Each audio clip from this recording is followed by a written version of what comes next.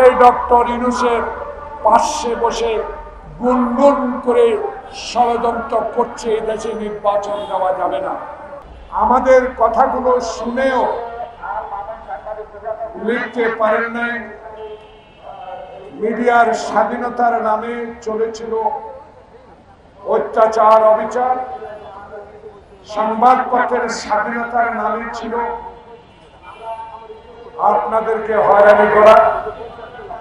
DGDFI, NSI ছাড়া, তাদের recommendation ছাড়া আপনাদের কোনো কথা, আপনাদের লেখা আমাদের কথাগুলো আপনারা লিখতে পারেন না। আল্লাহ পাকের কাছে শুকরিয়া, বৈষম্য বিরোধী ছাত্র আন্দোলনের, জনতার আন্দোলনের এবং বিগত দিনে তারেক রহমানের সুনির্দিষ্ট নির্দেশের মধ্য দিয়ে সকল রাজনৈতিক দলের সমর্থনে যে বিপ্লব সংগঠিত হয়েছে, সেই বিপ্লবের মধ্য দিয়ে আপনাদের লেখার স্বাধীনতা, প্রকাশ করার স্বাধীনতা অর্জিত হয়েছে। সেই জন্য আল্লাহ পাকের কাছে আমরা দোয়া চাই আপনাদের জন্য। প্রিয় ভাইরা, বক্তব্য খুব সংক্ষিপ্ত। একটু পরে আমাদের দুই নেতা জাতীয় প্রেস ক্লাবের দোতারা বক্তব্য রাখবেন, সেই সংবাদও আপনাদের সংগ্রহ করতে হবে। জাহাঙ্গীর এখানে নাগরিক অধিকার পরিষদ থেকে দাবি করেছে নির্বাচন তড়িৎ গতিতে দেওয়ার জন্য। 9 মাস অতিবাহিত হতে যাচ্ছে, অনেক দিন চলে গেল, অনেক কিছু আমরা দেখতে পেলাম, কিন্তু এখনো কেন, কার ইঙ্গিতে, কিসের ইশারা এই ইন্টেরিয়াম গভর্নমেন্ট তত্ত্বাবধায়ক অন্তর্বর্তীকালীন সরকার জনগণের একটি সুষ্ঠু নির্বাচনের ম্যাপ ঘোষণা করছেন না? অনেকেই বলছেন আগে সংসদ নির্বাচন, আগে উপজেলা ইউনিয়ন নির্বাচন হোক, গণপরিষদের নির্বাচন হোক। কিন্তু আমরা যারা অতীতে আন্দোলন সংগ্রামে ছিলাম, যারা হাসিনার কাছে যে অধিকারটুকু ফিরিয়ে আনার জন্য, ভোটাধিকারটা ফিরিয়ে আনার জন্য, দিনের ভোট দিনে করার জন্য, আর যেন 154 জন বিনা প্রতিদ্বন্দ্বিতায় নির্বাচিত না হয়, সেই জন্য আন্দোলন করে বিএনপি থেকে 5000 এবং জুলাই বিপ্লবে 1000 খানিক ছাত্রের যে রক্ত বিসর্জন দিতে হয়েছে, সেই ভোটাধিকারটা ফেরত চাইছি। আমরা আপনার কাছে অন্যায় কিছু চাচ্ছি। আপনি পৃথিবীর ইতিহাসে একজন গ্রহণযোগ্য ব্যক্তি, বাংলাদেশের মানুষ অবশ্যই আপনাকে গ্রহণ করেছে।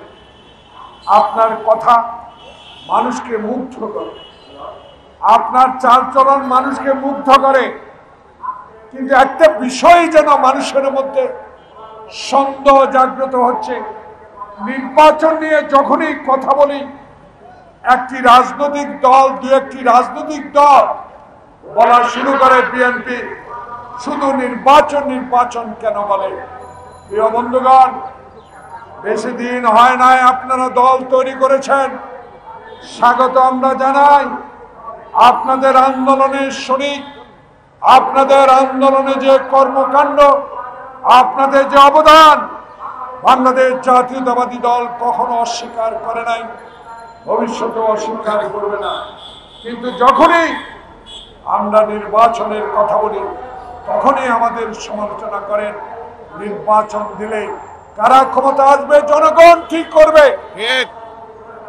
কারা সংসদের সংখ্যাগরিষ্ঠতা পাবে একটি সুষ্ঠু নিরপেক্ষ নির্বাচনে জনগণ সিদ্ধান্ত দিবে কারা সরকার গঠন করবে। আমরা তো হাসিনার মতো জোর করে ক্ষমতায় যেতে চাই না। আমাদের নেতা তারেক রহমানকে উদ্দেশ্য করে অবৈধ সংসদে 2008 সালে আমি সেই সংসদের সদস্য ছিলাম। সেদিন দেশনেত্রী বেগম খালেদা জিয়াকে বলেছিলাম, আজকে মঈন ফখরুদ্দিনের এই ষড়যন্ত্রে পা দেওয়া যাবে না।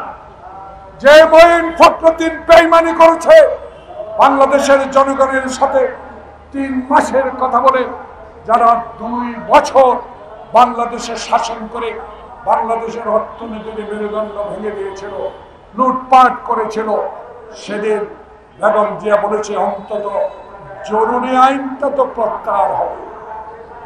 সেদিন বিশ্বাস করে পার্লামেন্টে গিয়েছিলাম, কয়েকজন সঙ্গী নিয়ে বেগম জিয়া সেদিন তার ভাষণকে কটাক্ষ করেছিল শেখ হাসিনা, বলেছিল তার বাবার দেশ, তার বাবার স্বাধীনতা অর্জন করেছে, তার বাবার দেশে আওয়ামী লীগকে কোনোদিন ক্ষমতা থেকে সরাতে পারবে না। আল্লাহর কি রহমত, 16 বছরে টিকেছিলেন। কিছু হীন ষড়যন্ত্রকারীর মাধ্যমে যারা ক্ষমতাকে টিকিয়ে, নিজের ক্ষমতাকে টিকিয়ে রাখার জন্য শেখ হাসিনাকে সরকারি অর্থ ব্যয় করে আপনাকে সমর্থন করে আপনাকে টিকিয়ে রেখেছে। জনগণের ভোটে আপনি কোনোদিনও বাংলাদেশের প্রধানমন্ত্রী হন নাই। তারা নাকি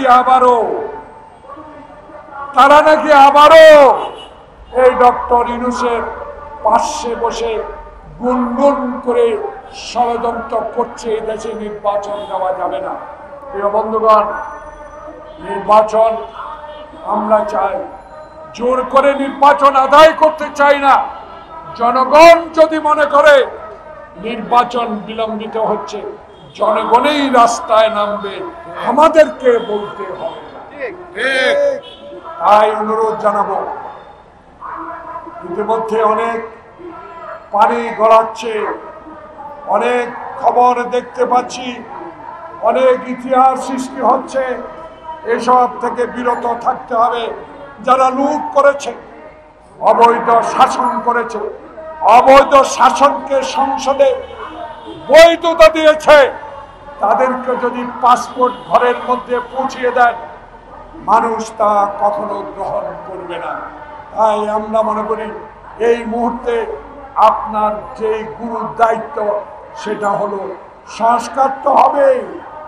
সংস্কারটা আপনি নির্বাচনে মুখী সংস্কারটা করেন, যে সংস্কার দিয়ে বাংলাদেশে আমার ভোট আমি দিব, মৃত ব্যক্তির ভোট কেউ দিতে আসবে না, সেই পথে আপনি এগিয়ে যান। দেখবেন মানুষ এখন যেভাবে আপনাকে গ্রহণ করেছে, ইতিহাসের পাতা আপনার নাম স্বর্ণাক্ষরে লেখা থাকবে। যদি একটি সুষ্ঠু নির্বাচনের মাধ্যমে, সত্যিকার ভোটের মাধ্যমে, জনগণের ভোটের মাধ্যমে যেই দল সরকার গঠন করবে, সেই দলকে আপনি সকল বিষয়ে সিদ্ধান্ত নেবার সুযোগ করে দিবেন। এই বলে আমি আমার বক্তব্য শেষ করছি। আল্লাহ হাফেজ। বাংলাদেশ জিন্দাবাদ, নাগরিক পরিষদ জিন্দাবাদ, খালেদা জিয়া জিন্দাবাদ, তারেক রহমান জিন্দাবাদ।